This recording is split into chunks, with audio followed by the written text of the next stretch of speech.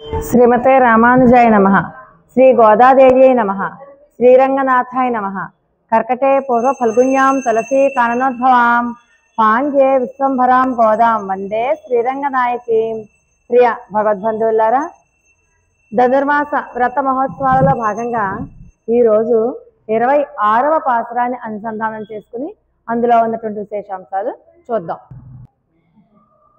సరే, నిన్న అన్నారు కదా, ఏమర్రా నన్నే కోరొచ్చానని అని చెప్పారు కదా, మీ మనసులో ఇంకోటి ఏదో భావన ఉంది, అదేంటో చెప్పండి అంటే మాకు ఏ భావన లేదు, నువ్వే కావాలి అని చెప్పి నీకు మంగళం పాడడానికే వచ్చాం అని నిన్నటి రోజు చెప్పారు కదా.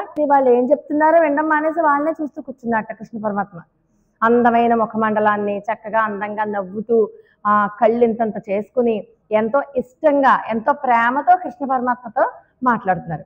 వాళ్ళ చేత ఇంకా మాట్లాడించాలి అని కృష్ణుడు ఏమంటాడు, ఏమర్రా మీరు నన్నే కోరి వచ్చాను అని చెప్పినప్పుడు పరా అన్న వాద్యం కూడా ఏదో అడుగుతున్నారు కదా, మరి అది అడగకూడదు కదా మీరు అంటారు.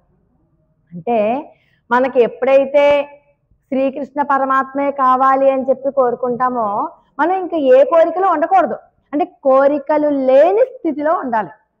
ఇస్తే వద్దు అనకూడదు, కావాలి అని అడగకూడదు. అంటే న్యూట్రల్ స్టేజ్ అనమాట, స్థిత ప్రజ్ఞా అవస్థలో ఉండాలి.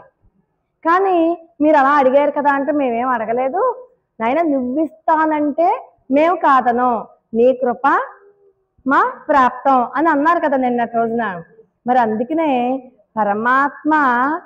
పరమాత్మే కావాలి అని చెప్పి కోరుకుంటున్న వాళ్ళకి మరి ఈ వ్రతం అంతా ఏంటి, ఇంకేం కోరుకుండకూడదు కదా. మరి ఏం ఆశించి వీళ్ళు వ్రతం చేస్తున్నారు? వ్రతమే చేయకూడదు కదా. ఇంకా పరమాత్మని పొందడానికి పరమాత్మే ఉపాయం అనుకుంటే ఈ వ్రతాలు ఎందుకు, ఇవి పూజలన్నీ ఎందుకు అంటేట, ఎవ్వరైనా సరేట కర్మలను చెయ్యకుండా మానకూడదు. అంటే ఏదో ఒక పని చేస్తూ ఉండాలి. ఏదో ఒక పని చెయ్యకపోతే అది మిగతా వాళ్ళందరూ కూడా మనల్ని చూసి సోమరులుగా తయారవుతారు. కాకపోతే చేసే భావనలో తేడా రావాలి. మనం చేసే పని చేసే భావనలో తేడా రావాలి. అంటే మా ప్రతిదీ నా కోసం చేస్తున్నాను, నా కుటుంబం కోసం చేస్తున్నాను అని కాకుండా పరమాత్మ కోసం చేస్తున్నాను, పరమాత్మ ఆనందిస్తాడని చేస్తున్నాను, ఆయన పరికరమైనటువంటి అంటే పనిముట్లు అంటాం కదా, నా చేత చేయించుకుంటున్నాడు అలాగా. అంతేగాని చేయడానికి నేనెవరిని?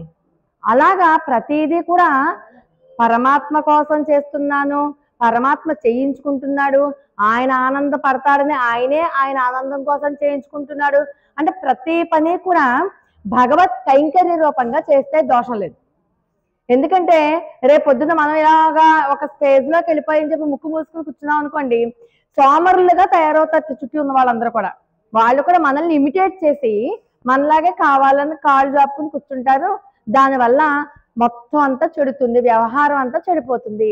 కాబట్టి కర్మలు చెయ్యడం మాత్రం మానరాదు. ఖచ్చితంగా ఏదో ఒక కర్మ చేస్తూనే ఉండాలి, కానీ చేసే ప్రతి పని భగవత్ కైంకర్యంగా చెయ్యాలి అంటారు. సరే, ఈ స్వామి మీకు స్వామితో చెప్తున్నారు వీళ్ళు, స్వామి అడుగుతున్నారు అనమాట వీళ్ళని, ఏమర్రా వ్రతం చేస్తున్నాను ఏదో అంటున్నారు కదా, ఎక్కడి నుంచి చేస్తున్నారు, ఎలా చేస్తున్నారు, ఏ కోరిక లేకపోతే ఈ వ్రతం ఎందుకు, అసలు మీకు ఎవరు చెప్పారు ఈ వ్రతం అంటారు. ఎవరు చెప్పడం ఏంటి స్వామి, మా పెద్దవాళ్ళు వాళ్ళు చేశారు, వాళ్ళ కాలంలో చేశారు, పైగా నిన్నే కోరి వచ్చాము అని చెప్పాం కదా నీకు, నువ్వే పరమాత్మ అని కూడా చెప్పారు. నారాయణ అన్న పదం నీకు మాత్రమే చెందుతుంది అని కూడా వాళ్ళు చెప్పారు. అందుచేత వాళ్ళ మాటలు పట్టుకుని చేస్తున్నాం. మాకు శాస్త్రాలు, పురాణాలు, శృతి, స్మృతి, వేదాలు ఇవేం తెలియవు. మా పెద్దలు చెప్పారు కాబట్టి మేము చేస్తున్నాం. మా పెద్దలు ఇంతకు ముందు వ్రతం ఆచరించారు కాబట్టి మేము కూడా చేస్తున్నాం.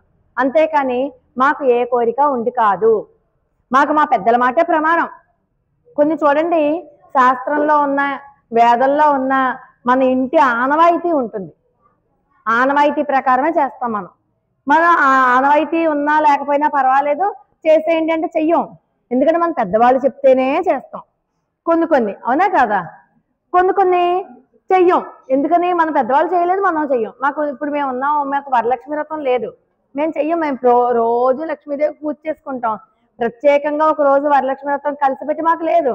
ప్రత్యేకంగా ఇప్పుడు నేను మొదలు పెట్టాను అనుకోండి, రేపు పొద్దుట ఏదైనా ఇబ్బంది వస్తే, అవునా కదా? అంటే మా పెద్దలు చేయలేదు కాబట్టి మేము చెయ్యం, మా పెద్దలు చేస్తే మేము చేస్తాం, అలా అన్నమాట. మా అత్తయ్య గారు వాళ్ళకి సత్యనారాయణ స్వామి వ్రతం అనవైతే ఉంది, మా పుట్టింటారికి లేదు. నాకు అసలు సత్యనారాయణ స్వామి వ్రతం అంటేనే తెలియదు, అసలు పెళ్ళయ్యాకనే తెలిసింది నాకు సత్యనారాయణ స్వామి వ్రతం ఒకటి ఉంటుంది అని. అప్పటిదాకా అసలు ఆ వ్రతం చేసుకుంటారని కూడా తెలియదు నాకు. అలా మా పెద్దలు అక్కడ చేయలేదు, మానేసాం. ఈ ఇంటికి వచ్చాను, ఇక్కడ చేస్తారు, మొదలు పెట్టాం. ఆనవాయితీ ఉండాలి, మా పెద్దలు చెప్పిందే మాకు ప్రమాణం అంటారు. సరే, కృష్ణ పరమాత్మ అంటారు, సరే కానివ్వండి, ఏదో పెద్దలు చెప్పారంటున్నారు కదా, ఆ వ్రతం ఏంటి, దానికి ప్రమాణం ఏమిటి, ఏ ఏ వస్తువులు కావాలి, ఎన్నెన్ని కావాలి. ఏదైనా వ్రతం చేసుకుంటే ప్రతిదీ ఒక్కొక్క వస్తువు పెట్టం కదా. ఒక్కలు ఉన్నాయనుకోండి బోళ్ళు కావాలి, తమలపాకులు ఉన్నాయనుకోండి 2 మోదలో 1 మోదో కావాలి, ఏదో లెక్క ఉంటుంది కదా. వ్రతానికి ఉపయోగించేవన్నీ కూడా సామాన్లకి ఒక లెక్క ఉంటుంది కదా. అవన్నీ ఏవేవి కావాలి, ఎన్నెన్ని కావాలి, అవన్నీ చెప్పండి నాకు. సరే, అసలు వీళ్ళు చేసే వ్రతం ఏంటి, మార్గశీర్ష వ్రతం. అంటే రేపల్లెలో ఉన్న వాళ్ళందరూ కలిసి శ్రీకృష్ణ సంశ్లేషణము అనే స్నానం చెయ్యాలని అనుకున్నారు. కానీ ఊళ్ళో వాళ్ళందరికీ కావాల్సిన పరికరాలు, వాళ్ళకి ఉపయోగించే ఉపయోగం వేరు, వీళ్ళకి కావాల్సిన ఉపయోగం వేరు. వీళ్ళకి ఏం కావాలి, కృష్ణుడే కావాలి. ఊళ్ళో వాళ్ళందరికీ ఏం కావాలి, సుభిక్షంగా చక్కగా పంటలు పండాలి, ధనం ధాన్యం అన్నీ కావాలి, ఐశ్వర్యం అంతా కావాలి. పైకేమో ఐశ్వర్యం అంతా కావాలని చెప్పి ఊరి వారందరి కోసం చేస్తారు, వీళ్ళు మాత్రం కృష్ణ పరమాత్మే కావాలని చెప్పి చేస్తారు. ఈ రోజు ఈ పాసురంలో అసలు ఈ వ్రతమే ఎక్కడది ఏంటి ఆ విషయాలన్నీ చెప్తూ వ్రతానికి కావలసిన పరికరాలు చాలా అద్భుతంగా చెప్తారు. అసలు వాళ్ళకి ఒక్కొక్క పరికరం చెప్తే ఇన్ని విషయాలు ఎలా తెలుసా వీళ్ళకి అని మనకే ఆశ్చర్యం వేస్తుంది. ఎప్పుడూ చెప్పుకున్నట్టుగానే పైనున్న అర్థం కాకుండా చాలా విశేషమైనటువంటి అర్థాలు ఉన్నాయన్నమాట ఈ రోజు మనం చెప్పుకోబోయే పాసురంలో. కాబట్టి ఒక్కసారి పాసురం అనుసంధానం చేసేసుకుని అప్పుడు పాసురంలోకి వెళ్ళిపోదాం. ஆண்டாள் திவ்ய திருவடிகளே சரணம். மாலே மணிவண்ணா மார்கழி நீராடுவான் மேலையார் சேவனகள் வேண்டுவன் கேட்டியேல் ஞாலத்தை எல்லாம் நடுங்க முரல்வனா பாலன்ன வண்ணத்து உன் பாஞ்ச சென்னியமே போல்வன செங்கங்கள் போயப்பாடுடை எனவே சாலப்பெரும் பறையே பல்லாண்டு செய்ப்பாரே கோல விளக்கே கொடிய விதானமே ஆறு நிலையாயருளேல் ஒரெம்பாவாய். ఆండాళ్ దివ్య తిరువడిగలే శరణం. అది మాలే మాలే మణివన్న అని పిలుస్తారు ఈ రోజు పాసంలో. మాలే, ఇంతకాలం బోళ్ళన్ని పేర్లు చెప్పుకున్నాం కృష్ణ పరమాత్మకి. ఈ రోజు మాలే అంటే ఆశ్రిత వ్యామోహశీలి, వ్యామోహం ఎక్కువగా ఉన్నవాడా అని పిలుస్తున్నారు. కొత్త పేరు అన్నమాట. ఇప్పటిదాకా మనకి అన్ని పేర్లు ఇంచుమించుగా తెలిసినవే, ఇది మాత్రం ఆశ్రిత వ్యామోహం కలవాడా అంటున్నారు. ఆశ్రిత వ్యామోహం కలవాడా అంటే మణివన్న, మణి, మణి ఏ రంగులో అయితే ఉంటుందో కృష్ణుడి శరీరం కూడా ఆ రంగులో ఉంది. ఆశ్రిత వ్యామోహం గోపికలు అనుకున్నారు, ఎంతకాలం కృష్ణుడిని అడిగాం కదా, శ్రీకృష్ణుడినే కోరుతున్నాం కదా, అతడు మనల్ని స్వీకరిస్తాడో లేడో, నీ వ్యామోహం కంటే నా వ్యామోహమే ఎక్కువ. నిన్నటి పాత్రలో చెప్పారు కదా, నీకున్న వ్యామోహం కంటే నాకున్న వ్యామోహం ఎక్కువ, అందుకే మేము పరిగెత్తుకొచ్చామని చెప్పారు కదా. ఏంటి వ్యామోహం? కృష్ణుడికే వ్యామోహం ఎక్కువ అంటే గోపికల్ని పొందాలన్న వ్యామోహం కృష్ణుడికి ఎక్కువట, కృష్ణుడిని పొందాలన్న వ్యామోహం గోపికలకి ఎక్కువ. కృష్ణుడికి గోపికల్ని పొందాలన్న వ్యామోహం కంట గోపికలకే కృష్ణుడిని పొందాలన్న వ్యామోహం ఎక్కువట. ఏంటిది అంటే, అందుకే కదా వీళ్ళు పరిగెత్తుకుని ఇంట్లో ఉండలేకొచ్చారు. మరి కృష్ణుడు రాలేదే అంటే ఇక్కడ ఏంటంటే ధర్మ సూక్ష్మం. మరి నిజంగా మనకి ఎవరి మీదన్నా ప్రేమ ఉందనుకోండి, ఎక్కువ ఇష్టం కలిగింది, పదే పదే వాళ్ళ ఇంటికి వెళ్తాం, అవునే కదా, ఎక్కువ సార్లు వెళ్తాం. ఇంకా కావాలంటే అక్కడికి ఉండిపోతే బాగుండేమో అని కూడా అనిపిస్తుంది మనకి, అవునా? అలాగే నేనంటే ఎవరికైనా ఇష్టం అనుకోండి, మా ఇంటికి ఎక్కువ వస్తూ ఉంటారు, మా ఇంట్లో కాసేపు ఎక్కువసేపు కూర్చుంటూ ఉంటారు. మరి కృష్ణుడు గోపికల దగ్గరికి వచ్చారా, గోపికలు కృష్ణుడి దగ్గరికి వెళ్ళారా? గోపికలే బాహ్యంగా, కానీ గోపికలు ఎక్కడికి వెళ్ళాల. ఎందుకని? కృష్ణుడు ఉండే స్థానం ఏంటి? పరమపదం. మరి పరమపదంలో వైకుంఠంలో వెళ్ళిపోవాలి కదా. మరి వీళ్ళు కృష్ణుడు అంటే వ్యామోహం అంటే వెళ్ళలేదు కదా. వైకుంఠంలో ఉన్న నారాయణుడే వీళ్ళ దగ్గరికి వచ్చాడు అంటే ఎవరికి ఎప్పుడు వ్యామోహం ఎక్కువ చెప్పండి? కృష్ణుడికే ఎక్కువ. అది చూసారు వీళ్ళు. అయ్యో ఇంతకాలం మాకే వ్యామోహం ఎక్కువ అనుకున్నాం, కాదు కాదు, మాకున్న వ్యామోహం కంట కృష్ణ పరమాత్మకే ఎక్కువ వ్యామోహం అని ఇప్పుడు తెలిసింది. అయ్యో ఎంత తప్పు చేసాం. ఆయనకి ఎంత వ్యామోహం లేకపోతే పరమపదంలో హాయిగా నిత్య సూర్యులతో బోళ్ళన్ని సేవలు చేయించుకోవాల్సిన ఆయన అక్కడ వద్దు నాకు అని చెప్పి గోపికలు ఎక్కడున్నారో అక్కడికి రావడం ఏంటి? వచ్చినప్పుడు మధురలో పుట్టడం ఏంటి? రేపల్లికి రావడం ఏంటి? రేపల్లిలో గోపికలు ఉన్నారని మధురానగరాన్ని వదిలేసి రాత్రికి రాత్రి అక్కడి నుంచి ఇక్కడికి షిఫ్ట్ అయిపోయాడు. రాత్రికి రాత్రి వచ్చేసాడు కదా. ఎందుకని? గోపికలంటే అంత వ్యామోహం ఉంది కాబట్టి. మరి ఆ పని గోపికలు ఎందుకు చేయలేదు అంటే గోపికలకు ఉన్న వ్యామోహం కంటే కూడా కృష్ణ పరమాత్మకి తన ఆశ్రితుల పట్ల వ్యామోహమే ఎక్కువ. అది కనిపెట్టే ఈరోజు కృష్ణుడికి ఒక కొత్త పేరు ఇచ్చేశారు, ఆశ్రిత వ్యామోహశీలి, ఆశ్రిత వ్యామోహ రూప. వ్యామోహమే రూపంగా కలవాడా. అమ్మో మేమంటే ఇంత ప్రేమ నీకు, ఇంత ఇష్టమా? ఇవాళే తెలిసింది నిన్ను చూస్తే. అసలు మమ్మల్ని స్వీకరిస్తావో లేదో అని మేము అనుకున్నాం, కానీ మమ్మల్ని స్వీకరించడానికే నువ్వు ఇక్కడ ఉన్నావని చెప్పింది మాకు ఇప్పుడే తెలిసింది అని వాళ్ళు చాలా ఆశ్చర్యపోతారనమాట. వీళ్ళకి ఏం చెయ్యాలో అర్థం కాదు, అంతటి వ్యామోహం ఉందా కృష్ణ పరమాత్మకి. అబ్బా అంటూ ఈరోజు ఆశ్రిత వ్యామోహ రూప మాలే అని పిలుస్తారు. శ్రీరామచంద్రమూర్తికి శరణాగతి ఎంత పేరు తెచ్చిందో శ్రీకృష్ణ పరమాత్మకి ఆశ్రిత వ్యామోహం అంత పేరు తెచ్చింది. అందుకే కదండి పాండవుల దగ్గర రథసారథిగా పనిచేశాడా, రాయబారిగా పనిచేశాడా, ఇది అది అని కాదు, ఎన్ని రకాలుగా పాండవుల దగ్గర. ఎంతటి ఆశ్రిత వ్యామోహం లేకపోతే పాండవులతోనే ఉండి పాండవుల కంటే దిగి ఎన్ని సేవలు చేశాడు పాండవులకి కృష్ణ పరమాత్మ. అందుకని ఆయనకి ఆశ్రిత వ్యామోహంలో పెట్టింది పేరు ఈ పరమాత్మకి. అందుకని కృష్ణ పరమాత్మని ఆశ్రిత వ్యామోహ రూప అని చెప్పి పిలుస్తారు. తర్వాత మణివన్న. కృష్ణుడు అడుగుతాడు, ఏమర్రా నాకే ఆశ్రిత వ్యామోహం ఉందని మీకెలా తెలుసు అంటే, లేదు స్వామి నిన్ను చూస్తే మాకు అర్థమైపోతుంది, నువ్వు మణివర్ణుడివి, మణిని పోలినట్టుగా. మణి చూడండి, ఇంతకు ముందు మనకి 9వ పాసరంలో చెప్పుకుందాం. మణి ఎలా ఉంటుంది? ట్రాన్స్పరెంట్ గా ఉంటుంది.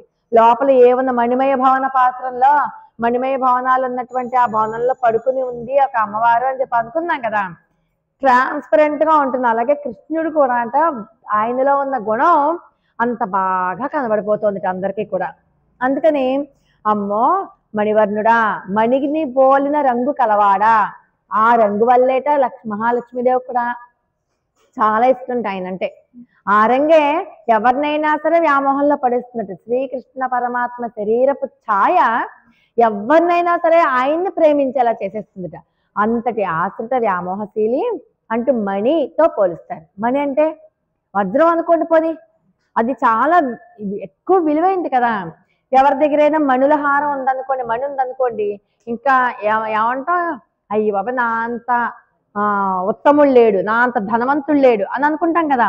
అదే మణిపోతే అయ్యయ్యో అని చెప్పి సర్వం కోల్పోయినట్టుగా అనిపిస్తుంది. అలాగే కృష్ణుడిని మణితో పోల్చారు. శ్రీకృష్ణ మణి ఎవరి దగ్గర ఉంటుందో వాళ్ళకి లోకమే దాసోహం ఉంటుంది. అంతే కదా. కృష్ణ పరమాత్మ భక్తితో కృష్ణ పరమాత్మను ఆరాధించి కృష్ణుడే లోకంగా బతికే వాళ్ళకి అందరూ కూడా సాగిలపడి నమస్కరిస్తారా లేదా? డబ్బున్న వాళ్ళకి, ఎవరైతే డబ్బు చుట్టూ లోకం ఇప్పుడు అంతా డబ్బు చుట్టూ తిరుగుతోంది, అవునా కదా. ఇప్పుడు డబ్బున్న వాడికి ప్రతి ఒక్కరు ఇవ్వవే చాలా డబ్బున్నాడు అని దండం పెడతారు ఎవరైనా సరే. అలాగే కృష్ణ భగవానుని మీద ఎవరైతే నిరంతరము ప్రాణం పెట్టుకుని ఉంటారో మనకు బోళ్ళంత మంది భక్తులు తెలుసు. మీరాబాయి, భగవద్రామానుజులు, ఆది శంకరాచార్యులు, వీళ్ళందరూ కూడా వాళ్ళందరికీ మనం సాగిలపడి నమస్కారం చేస్తాం. వాళ్ళందరూ కూడా సాక్షాత్తు పరమాత్మనే వాళ్ళ హృదయంలో పెట్టుకున్నటువంటి వాళ్ళు కదా. అందుకని కృష్ణ పరమాత్మని ఎవరైతే పట్టుకుంటారో, హృదయంలో పెట్టుకుంటారో వాళ్ళకి లోకమే దాసోహం ఉంటుంది. మణి సులభంగా కొంగు కట్టేసుకోవచ్చు కదా. అలాగేట కృష్ణుణ్ణి కూడా అంత ఈజీగా కొంగు కట్టేసుకోవచ్చు భక్తి ఉంటే. మరి భక్తితో కదా యశోదాదేవి రోటికే కట్టేసింది, కొంగు కట్టుకోవడం ఎంతసేపు కదా. అందుచేత మణితో పోలుస్తూ మణివర్ణుడా అని చెప్పి పిలుస్తారు. మణి ఒకళ్ళకి ఉపయోగపడుతుంది కానీ తనకు తానేం చేసుకోలేదు. మణికి మణి ఏం ఉపయోగపడుతుంది? అదే మణి ఎవరికన్నా ఇచ్చామనుకోండి ధనవంతులు అవుతారు. కృష్ణుడు కూడా అంతేట. కృష్ణుడు ఎంతసేపు ఒకళ్ళకి ఉపకారం చెయ్యాలనే చూస్తాట. కృష్ణుడు ఏం ఉపకారం చేసుకుంటున్నాడు? ఏం చేసుకోడు, అవునా. అందుకని ఈ పాత్రంలో మణివర్ణుడా అని పిలుస్తున్నారు. పిలిచి ఏమంటారు? మార్గలి నేరాడు అని. మార్గశీర్ష స్నాన వ్రతానికి కావలసిన పరికరాలని నీ దగ్గర నుండి అడిగి పుచ్చుకుందామని చెప్పి వచ్చాము అంటారు. అసలు వీళ్ళకి మార్గశీర్ష స్నాన వ్రతానికి ఫలితం కృష్ణుడే అని చెప్పి తెలుసు.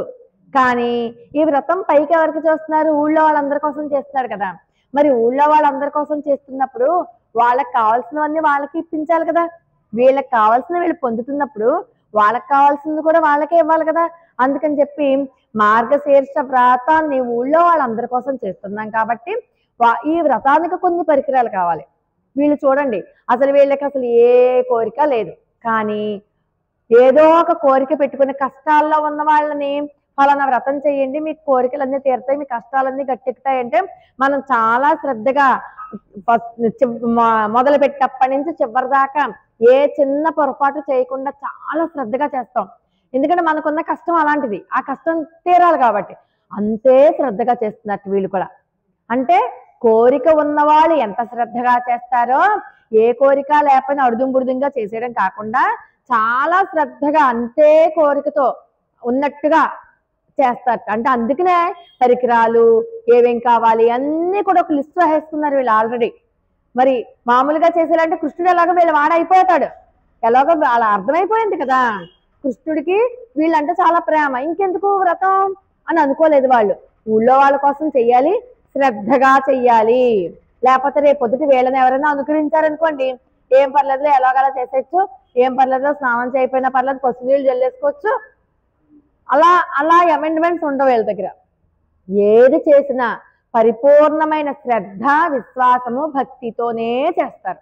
మనకి నేర్పుతోంది గోదా తల్లి. మనం ఏ పని చేసినా పరిపూర్ణమైన శ్రద్ధ, విశ్వాసము, భక్తితోనే చెయ్యాలి. అప్పుడే ఫలితం మనకు ఊహించిన దానికంటే ఎన్నో రెట్లు ఎక్కువగా వస్తుంది, బాగుంటుంది అనమాట. వీళ్ళు వెంటనే పరికరాలు కావాలి. సరే, కృష్ణ పరమాత్మ చెప్తారు, సరేరా ఏవో పరికరాలు కావాలన్నారు. అసలు ఈ వ్రతం ఎక్కడి నుంచి తెచ్చారు మీరు? ఏ వేదంలో చూశారు? ఏ పురాణంలో ఉంది? బహుశా మీరు చూడండి, మనకి పురాణాల్లో ఫలానా యజ్ఞం చేస్తే స్వర్గలోకం వస్తుందని, ఫలానా యజ్ఞం చేస్తే ఇంద్ర పదవి వస్తుందని చెప్తారు కదా. అలాగా ఈ వ్రతం చేస్తే మీకు ఏదన్నా వస్తుందని ఏదన్నా వేదంలో ఏమన్నా చెప్పారా? నాయనా, మేము వేదాలు పురాణాలు ఏమీ చదవలేదు, ఏ వేదంలోనూ చెప్పలేదు. కానీ నువ్వే చెప్పావు కదా భగవద్గీతలో, యద్యదా చరతి శ్రేష్ఠ తత్తదేవే తరోప అని చెప్పావు కదా. యద్యదా చరతి శ్రేష్ఠ తత్తదేవే తరో జన. శ్రేష్ఠుడు దేనినైతే ఆచరిస్తాడో దానిని చూసి అందరూ అనుకరిస్తారు, నువ్వే చెప్పావు కదా. అంటే ఎవరైనా సరే మంచి పని చెయ్యాలి అనుకున్నప్పుడు ఆ మంచి సరైన దారిలోనే చెయ్యాలి. అలా చేస్తేనే నిన్ను చూసి ఊళ్ళో వాళ్ళందరూ అనుకరిస్తారు. అదే మేము చేస్తున్నాం, నువ్వు చెప్పిన మాట చేస్తున్నాం కదా మేము. తర్వాత ఇది వేదంలోనూ ఎక్కడా ఉందో మాకు తెలీదు. మేము ఏ ఒక్క ఫలితాన్ని ఆశించి ఇంద్ర పదవిని కానీ లేకపోతే స్వర్గాది భోగాలను కానీ వేటిని ఆశించి మాత్రం మేము ఈ పని చెయ్యట్లేదు. మేము కేవలం నిన్నే పొందుదామని చెప్పి చేస్తున్నాము. అంతేకాదు, మాకు ఈ వ్రతం చేయడం వల్ల నువ్వు లభ్యమవుతావు. మా పెద్దలు చెప్పారు, నారాయణ అన్న శబ్దానికి సరిగ్గా నువ్వు సరిపోతావని. అందుకని నారాయణ శబ్ద ప్రతిపాద్యుడైనటువంటి శ్రీకృష్ణుడినే మీరు అందరూ పట్టుకుంటారా. మేము కూడా చిన్నప్పుడు అన్ని విషయాల్ని కృష్ణుడిని అడిగేవాళ్ళం. అందుచేత కృష్ణుడిని పట్టుకుంటే చాలరా, మీ కోరిక నెరవేరిపోతుంది, మీకు వ్రతం ఎలా చెయ్యాలో ఏం చెయ్యాలో అన్ని కృష్ణుడు చెప్పేస్తాడు అని మా పెద్దల ఆచారమే మాకు ముఖ్యం. తప్పితే మేము దీంట్లో మా ఫలితం కోసం మేము చెయ్యట్లేదు. మాకు ఏ రకమైన ఫలితం వస్తుందో కూడా తెలియదు. మేము ఆ వ్రతం నెపంతో నీకు దగ్గరగా ఉండొచ్చు కదా అని, నిన్ను చూస్తూ ఉండొచ్చు కదా, మా కోరిక అయితే అదే. కానీ ఇది ఊళ్ళో వాళ్ళందరి కోసం చేస్తున్నాం కదా, కాబట్టి పెద్దలు కూడా చేశారు కాబట్టి మేము చేస్తున్నాం అని చెప్తారు.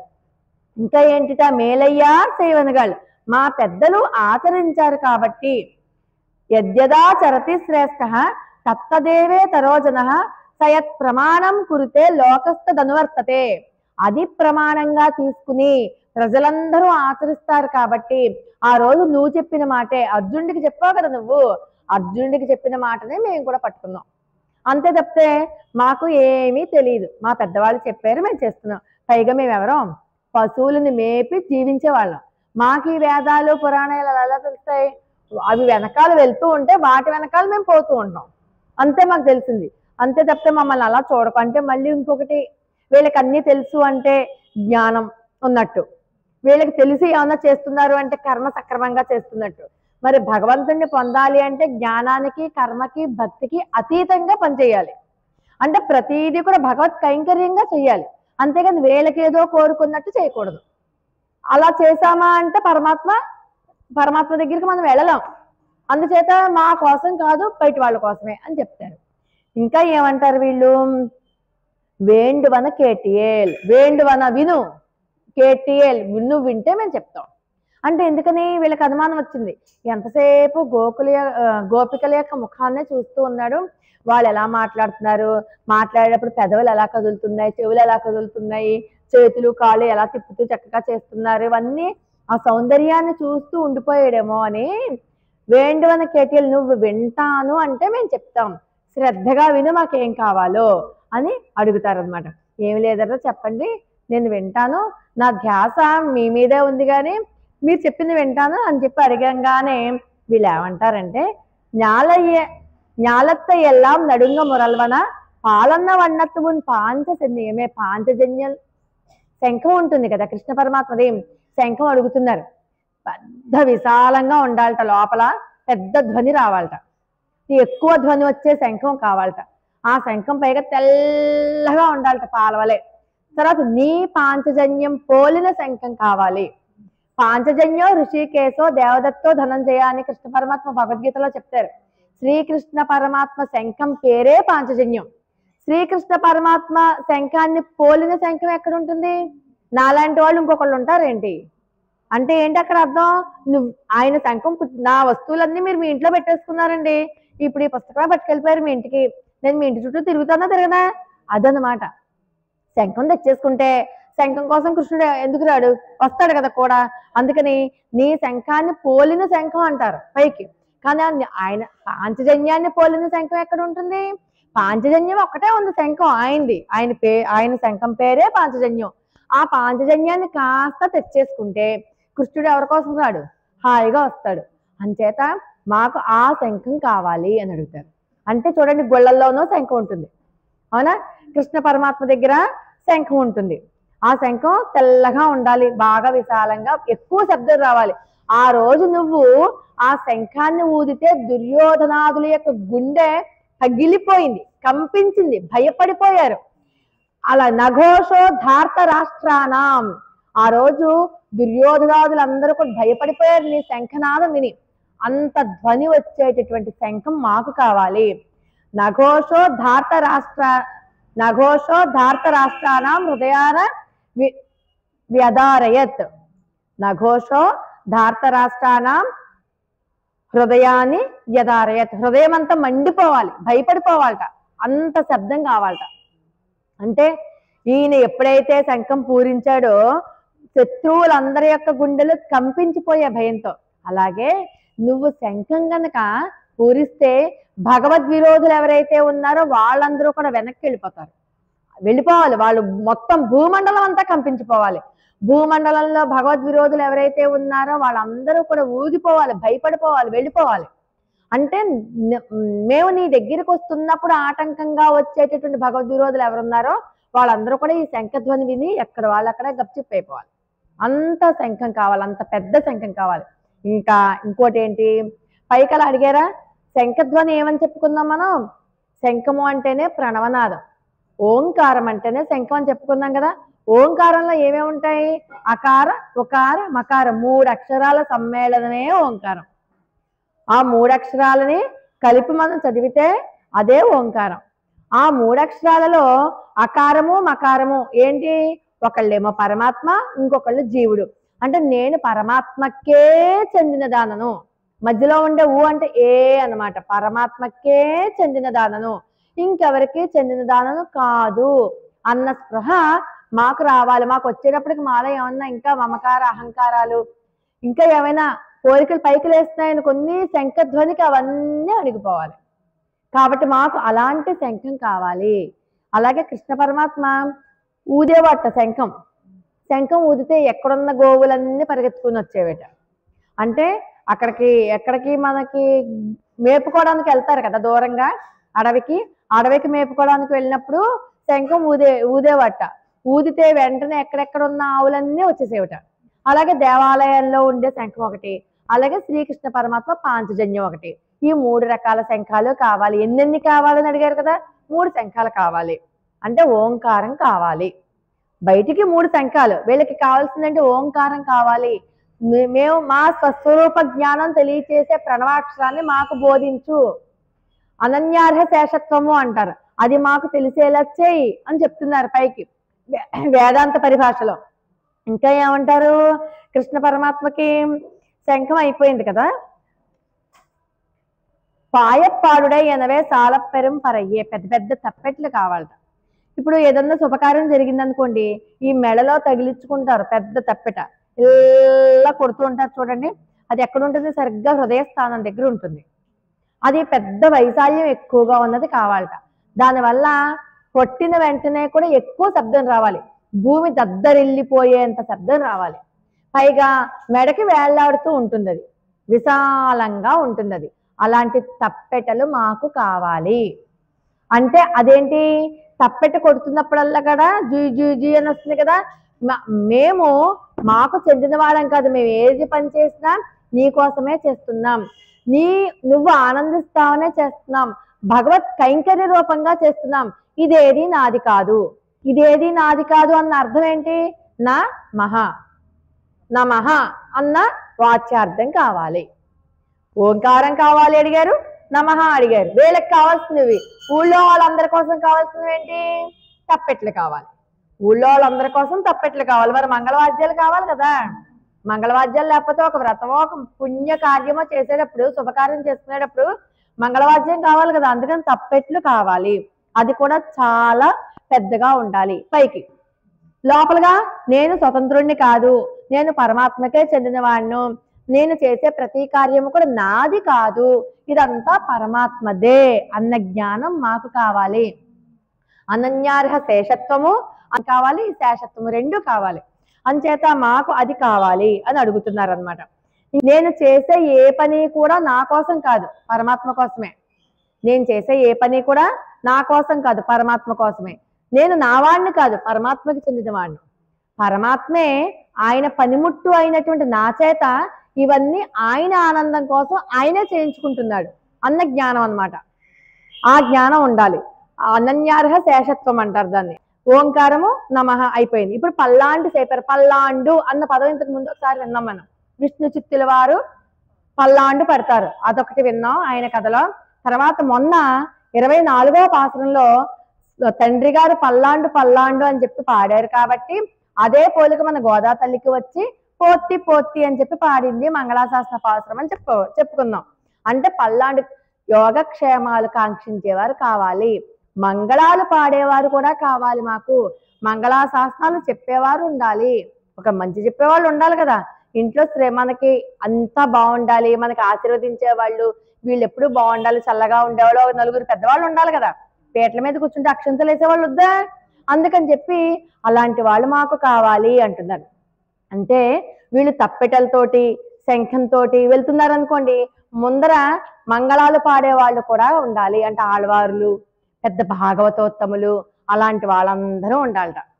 అంటే వీళ్ళు ఎవరిని అడుగుతున్నారు చూడండి, ఓంకారం అడిగారు, నమః అడిగారు, ఆళ్వారులు భాగవతోత్తములు వాళ్ళ సేవ కూడా కావాలని చెప్పి అడుగుతున్నారు. పైకి మామూలుగా పైకి చూస్తేమో ఊళ్ళో వాళ్ళందరి కోసం అడిగినట్టుంది, వీళ్ళకి కావాల్సిందేమో ఇది అది. తర్వాత అంటే పరమాత్మని సేవించుకునేటప్పుడు పరమాత్మకి ఏవైనా కీడు వాటిల్లుతుందేమో, ఆ కీడు వాటిల్లకుండా చేసే పల్లాండు చెప్పేవాళ్ళు కావాలి అని అర్థం.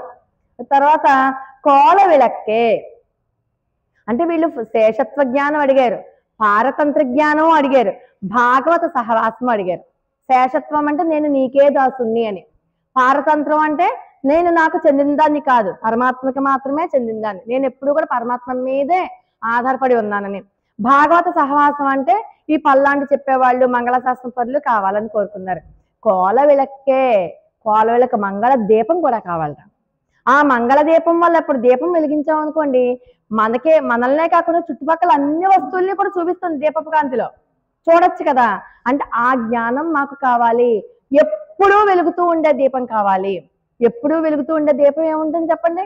అమ్మవారే. అమ్మవారు మంగళ దీపరేఖాం. అమ్మవారే కావాలంటారు. సాక్షాత్తు లక్ష్మీదేవి కూడా మాతో ఉండాలి.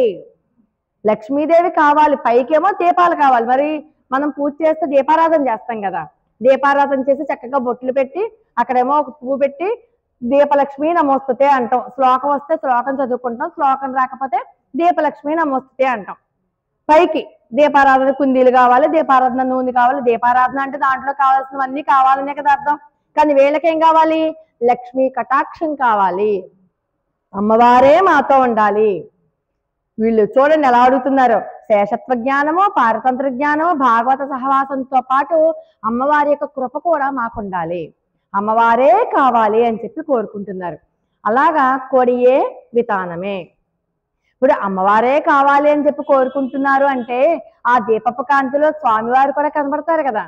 అంతేకాదు ఈ సంసారం అనే ఘోరమైన చీకటిలో ఉండిపోయిన వాళ్ళకి అమ్మవారినే దీపం ఉంటే ఈజీగా బయటకు వచ్చేచ్చుగా.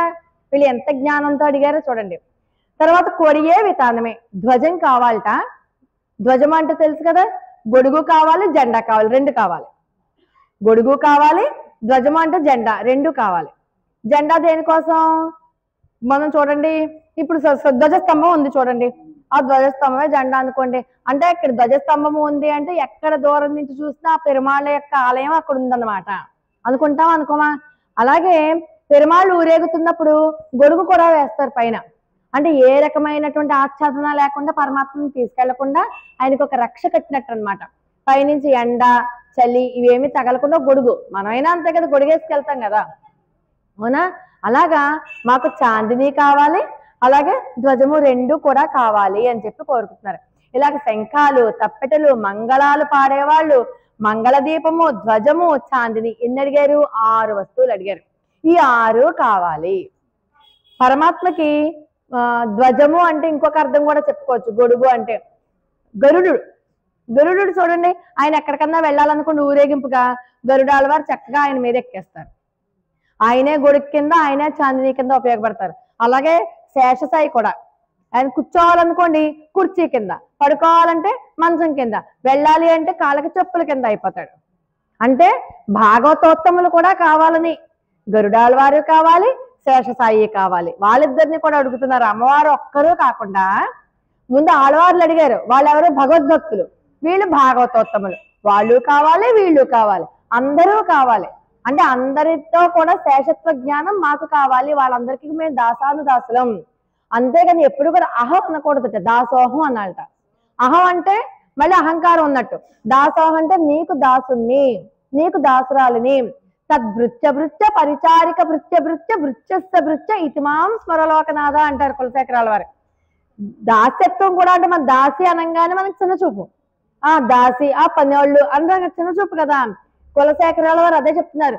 నీ భక్తులకి దాస్యం ఎవరైతే చేస్తున్నారో ఆ దాస్యం చేసిన వాళ్ళకి నేను దాసుణ్ణి అన్నారు. అంతటి కులశేఖరాల వారు కూడా. అది మనలో ఎప్పుడైనా అహంకారం బయటకు వచ్చినప్పుడు ఆ పదం కనుక మనం గుర్తుపెట్టుకుంటే మనం నెమ్మదిగా అహంకారం కిందకి వెళ్ళిపోతుంది. ఆయన కులశేఖరాల వారే భక్తులు ఎంత స్టేజ్ కింద దిగారో చూడండి. భక్తుల దాసికి భక్తుడు ఆయన కంటే మనం గొప్పవాళ్ళం ఏం కాదుగా. అది గుర్తుపెట్టుకోవాలి. అది గుర్తుపెట్టుకున్నాడు కానీ అందరితో కూడా మనం సౌమ్యంగా మాట్లాడడం మనకు అలవాటైపోతుంది. కాబట్టి ఈ 6 వస్తువులు మాకు కావాలి. ఈ రకంగా గోపికలు ఏమడిగారు? అనన్యార్హ శేషత్వ జ్ఞానము, పారతంత్ర జ్ఞానము, భాగవత సహవాసము, భాగవత శేషత్వ జ్ఞానం అంటే వాళ్ళందరికీ నేను దాసుని అని చెప్పడం అనమాట. భగవత్ కైంకర్యం అంటే ఎప్పుడూ కూడా మనం చేసే ప్రతి పని భగవత్ సేవారూపంగా చేయాలని చెప్పుకున్నాం కదా. అలాగే కైంకర్యం చేసేటప్పుడు నేను చేస్తున్నాను అని కాకుండా పరమాత్మ ఆయన ఆనందం కోసం చేయించుకుంటున్నాడన్న జ్ఞానం. ఈ 6 వస్తువులు మాకు కావాలి. వీళ్ళకి ఊళ్ళు వాళ్ళందరికీ మాత్రం తప్పెట్లు, శంఖాలు అవన్నీ. ఆ లిస్టు ఈరోజు 6 చెప్పారు. అమ్మో మీరు ఇన్ని వస్తువులు చెప్పారా? ఇవి చాలా దుర్లభమే, దొరకడం చాలా కష్టం. బయట బజార్లో ఎక్కడ దొరకవు, ఇవి చాలా కష్టమే. అంటే వీళ్ళకి వచ్చిందండి కోపం. మరి ఏంటి మాట్లాడుతున్నావు నువ్వు, కష్టమా? ఆలినలయాయ్, ఏమయ్యా వటపత్ర సాయి అంటారు. వటపత్ర సాయి అంటే మర్యాక ఎంత ఉంటుందండి? అరచెయ్యి ఎంత ఉంటుంది. దాని మీద కృష్ణుడు లేడా? మరి అంత భువన భాండాలు తన పొట్టలో పెట్టుకుండేవాడు, యశోదాదేవికి నోట్లో మొత్తం అంతా చూపించేసిన వాడు, అర్జునుడికి విశ్వరూపమే చూపించేసిన వాడు, మొత్తం లోకాలని ఏలే స్వామి చిన్న మర్యాక మీద పడుకోవడం ఏంటి? ఎలా సరిపోతాడు ఆయనకి? మర్యాక మీద స్వామి పడుకోవడం సరిపోతుందా? మరి అంత చిన్న మర్యాక మీద పడుకోవడం నీకు సాధ్యమైందా? మేము అడిగినవి పరికరాలు అడిగినా నీకు ఇవ్వడం సాధ్యం కాలేదా? అది సరిగ్గా సరైన సమాధానమేనా నువ్వు చెప్పేది? వీళ్ళు దబాయించేస్తున్నారు ఆయన్ని. అంటే నువ్వేమో అంత పెద్దవాడివా, అంత బుల్లి మర్యాక మీద బొటనవేలు నోట్లో పెట్టుకుని వటపత్ర సాయిలాగా పడుకోవడం నీకు వచ్చునే? ఇవన్నీ అడిగినవన్నీ ఇవ్వడం నీకు రాదా? ఇది నువ్వు చెప్పేది సరిగ్గా అయినా పైగా ఒక లేత మర్యాక మీద అంటారు. మర్యాక కూడా ముదర మర్యాక కాదు, అడిగే ఇలా పట్టుకుంటే చిరిగిపోయే అంత అల్పంగా సున్నితంగా ఉండే లేత మర్యాక మీద పడుకోవడం నీకు చేతవను. ఈ వస్తువులు అడిగితే ఇవ్వడం చేత కాదా? ఈ సంగతి మాకు తెలుసు. నీ యొక్క కరుణ అఘటన ఘటనా పటీయసి, నీ కరుణ అంత గొప్పవాడివి నువ్వు. అంటే ఏదైనా కూడా అడిగితే లేదు కాదు అనకుండా ఇచ్చేటంతటి కరుణామూర్తివి కదా నువ్వు. అంతటి కరుణామూర్తి అయ్యుండి మేము వస్తువులు అడుగుతుంటే నువ్వు ఇవ్వలేను అనడం ఎంతవరకు సరైన సమాధానం అది? కాబట్టి నువ్వు అలా అంటే మేము ఒప్పుకోం. మాకు నీ సమాగమం కావాలి. నువ్వు ఇవ్వాలి అని అనుకుంటే నువ్వు ఖచ్చితంగా ఇచ్చేయగలవు. మర్యాక మీద పడుకోగలిగిన వాడివి, మేము ఏవి మామూలు సామాన్యమైన బయట దొరికేవే అడిగాం కదా, పెద్దవేమి నువ్వు కష్టపడిపోయి ఏమి అడగలేదు కదా. ఇంకా మర్యాక మీద పడుకోవడం చాలా కష్టం. అలాంటి కష్టతరమైన కార్యాన్నే నువ్వు సాధించగలిగిన వాడివి, మేము నీ గురించి నిన్ను ఈ వస్తువులన్నీ అడిగినప్పుడు ఎందుకు ఇవ్వలేవు? నువ్వు ఖచ్చితంగా ఇవ్వగలవు. ఆ రోజు చెప్పావు కదా నువ్వే, సర్వధర్మాన్ పరిత్యజ్య మామేకం శరణం రజ, నాకు శరణు పొందండర్రా, మీకు ఏం కావాలంటే అది ఇస్తాను, మీ యోగక్షేమాలు నేను చూసుకుంటాను అన్నావు కదా. ఈ రోజు మేము చేసింది అదే కదా, మళ్ళీ ఇప్పుడు ఏంటి కొత్తగా ఇలా అంటున్నావు? కాబట్టి అలా కాదు, ఖచ్చితంగా నువ్వు ఇచ్చి తీరవలసిందే అంటూ భక్త సులభుడైనటువంటి శ్రీకృష్ణ పరమాత్మ యొక్క సౌలభ్య సౌకుమార్య గుణాలను మళ్ళీ ఆయనకి గుర్తు చేస్తూ ఆలినిలయాయ్ అంటూ ప్రేమగా పిలుస్తూ ఈ రోజు పాసురంలో స్వామివారిని వేడుకుంటున్నారనమాట. మాకు ఈ వస్తువులు కావాలి అని. కాబట్టి కావలసిన పరికరాలన్నీ మాకు ఇవ్వు అంటూ ఈ పాసురంలో మనకి ప్రార్థించారు ఈ గోదా తల్లులంతా కూడా. ఇప్పుడు రేపటి పాసురంలో, రేపు ఇంకా విశేషమైనటువంటి పాసురం, ఈ పరికరాలతో సరిపెట్టుకున్నారా లేకపోతే ఇంకా ఏమైనా పెద్ద లిస్టు తయారు చేసుకొచ్చారా? రేపటి లిస్టు చాలా బాగుంటుంది. రేపు కోడారై అని చెప్పి, కోడారై అంటారు, కోడారై పాసురం. పాసురం మొదలే కోడారై వెల్లుం తీర్ గోవిందా అని మొదలవుతుంది. కాబట్టి కొంచెం దానికి ప్రత్యేకమైన ఒక పదార్థం కూడా తయారు చేస్తారు. తల్లి దివ్య తిరువడిగలే శరణం. స్వస్తి ప్రజాభ్య పరిపాలయంతాం న్యాయేన మార్గేణ మహిమహీసాః. గోబ్రాహ్మణేభ్య శుభమస్తు నిత్యం. లోకా సమస్తా సుఖినో భవంతు.